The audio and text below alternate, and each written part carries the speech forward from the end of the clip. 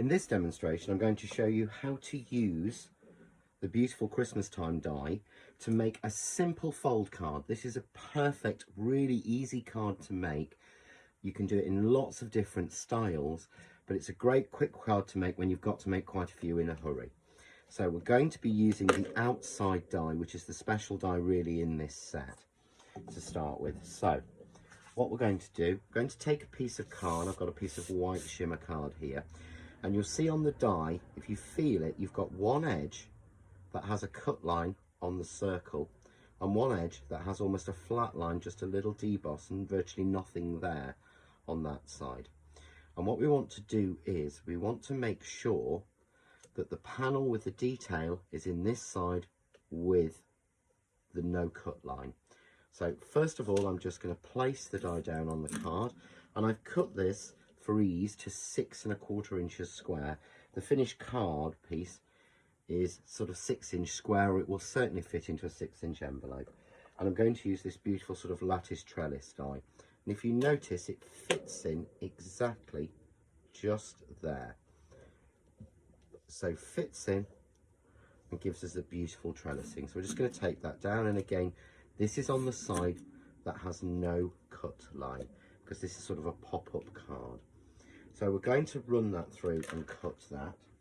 And I'm just going to give this a cut. You can get this through one of the smaller machines. However, being 6 inches, it is best to go through one of your larger A4 machines. So what you want to do is to make sure that you've got your piece with the pattern on the side of the machine. But I'm going to show you the trick next for how we make sure you get all the pattern out. So I'm just running that through my die cutting machine, just to make sure that that's completely cut. So we've got that running through. And normally I would bring in a piece that I've already got cut. However, with this, it's important to see what it does. So we take this one out, and if you can see here, the outside piece is all cut out. We've got a lot of this detail, but you may be missing some of the detail. So what we actually do is, you want to leave the die in place with the detail and take out the main die. Now you just do this if you find some areas haven't cut. I'm just going to secure that die again, but it hasn't moved, and again, if it did, I would click it back in, and this allows me just to finish off these pieces. So what you can find is when you're cutting an outside die with a detail panel, the pressure of the outside die will stop some of the areas cutting. So this time I'm just going to switch on to my manual machine, which is an A5 machine, but will just take this size, as I find I get a really lovely crisp cut from a smaller manual machine. So we'll run that one through, and again, if you're concerned, run it through 2 or 3 times. So the other benefit of a manual machine is you actually get the ability to run it through twice. I operate both. I have a manual and an electric running next to me nearly at all times, but I'm very lucky I have got my craft cave. So we can see there we've got all that detail cut, and you'll be able to see quite simply on the back. You can always tell if a die is cut through. So all we're going to do is peel that out, and you can see straight away all of the pieces come out. Give it the quick flick, which will just help clear all the bits out and make it easier than having to actually prick each little piece out. So we'll just collect these up to pop them into the bin. There we go. Okay.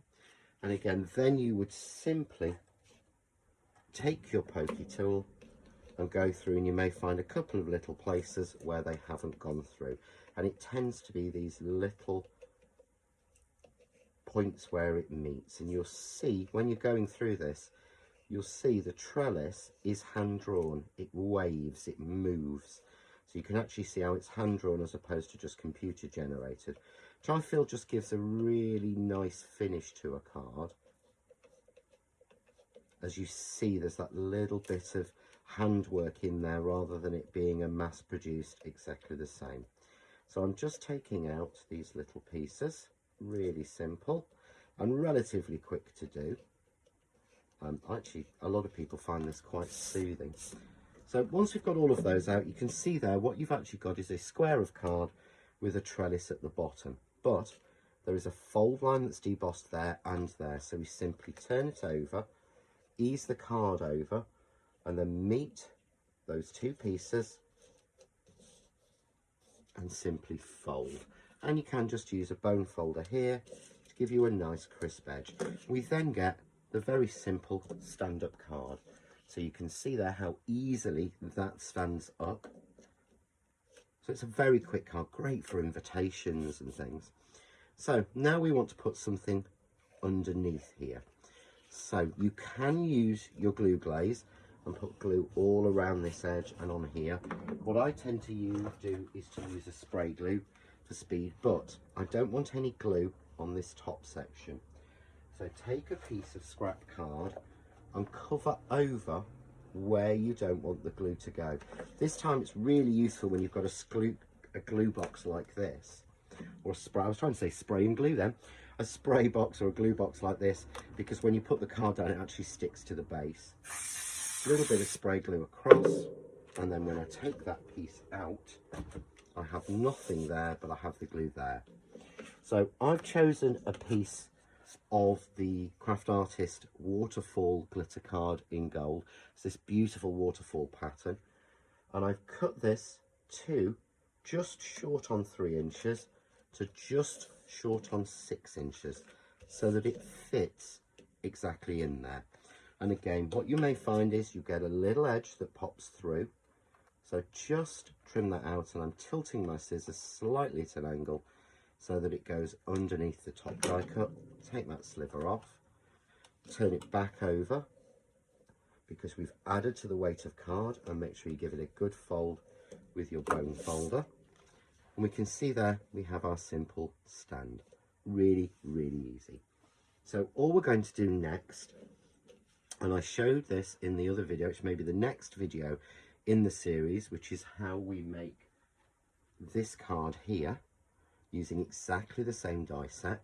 So in that I show you how to get the clock piece, and all we simply do is to take the outside circle die separately, which has the stitch detail along with the clock face, put them together and cut this.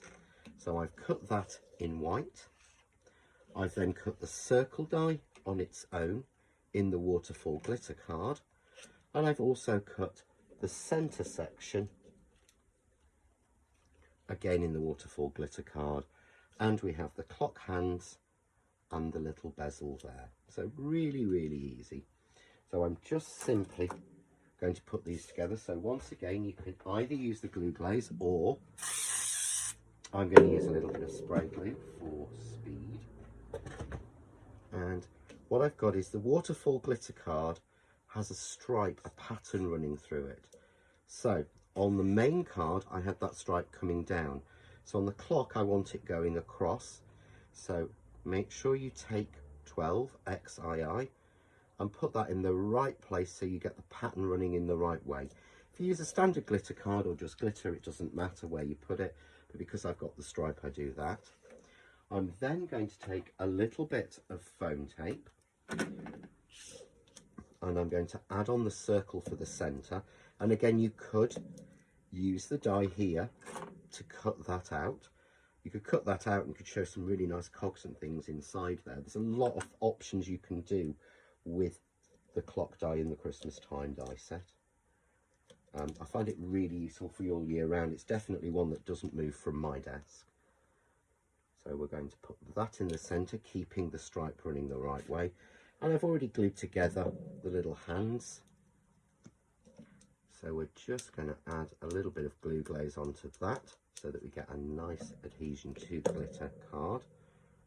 And again, I've set these so that we've kind of got approaching midnight. It seems to be what I always do, but again, you could put the time on for a party. You could put it really, really close together for sort of suggesting it's a minute before New Year. And we can place that on and it's simply finished. However, within the die set, we do get the holly dies, and it really is worth adding a little bit on with these. So what I'm going to do, I'll show you how these cut.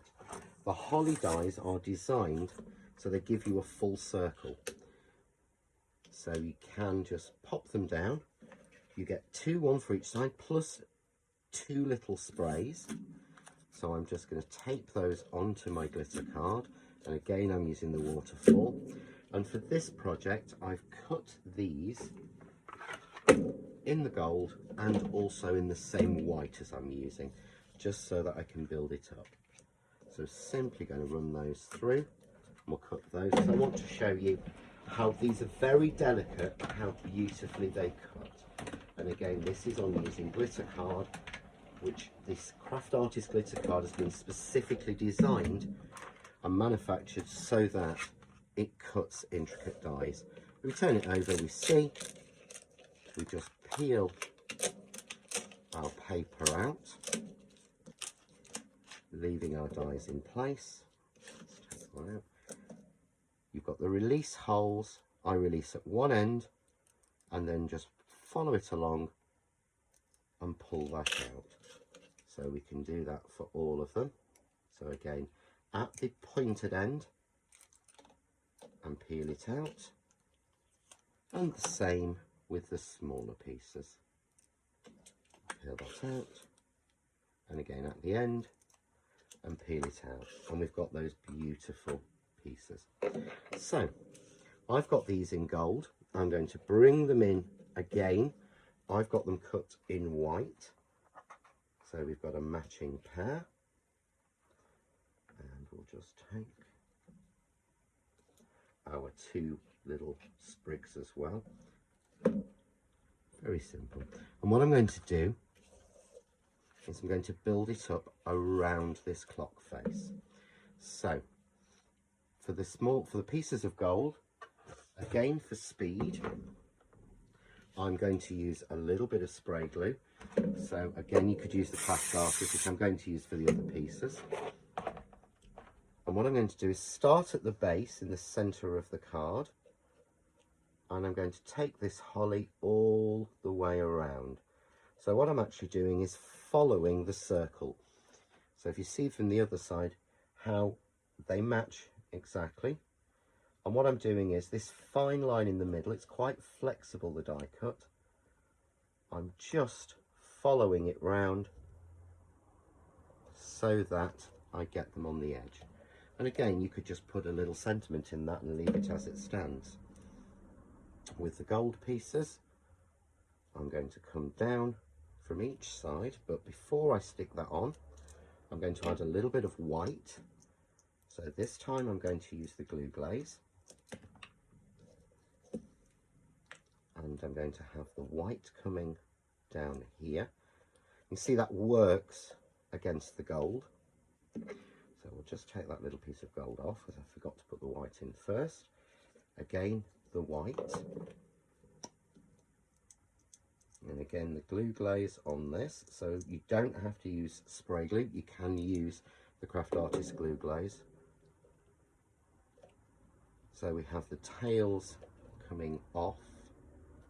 And again, you'll see here, these match up exactly. I'm going to take the white pieces and we're going to spray glue those exactly the same, and I'm going to repeat coming from the center, but I'm going to take them so that they pass over the gold.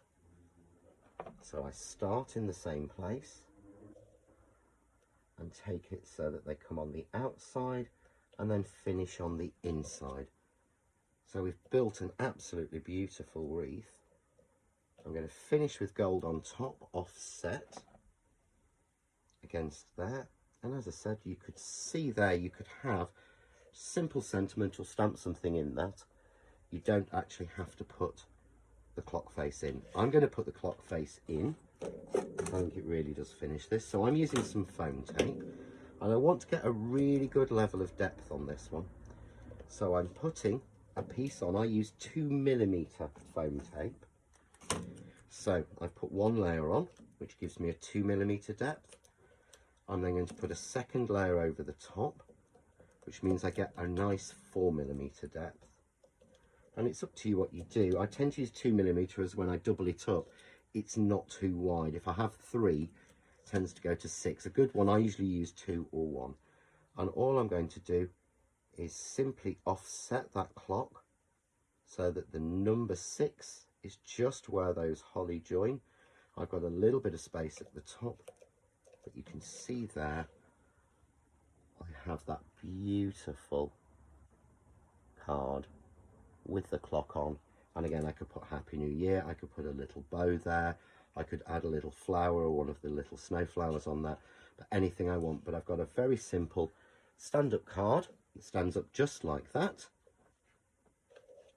folds, and again, if you want to, folds completely flat for posting and gives you plenty of space for your message.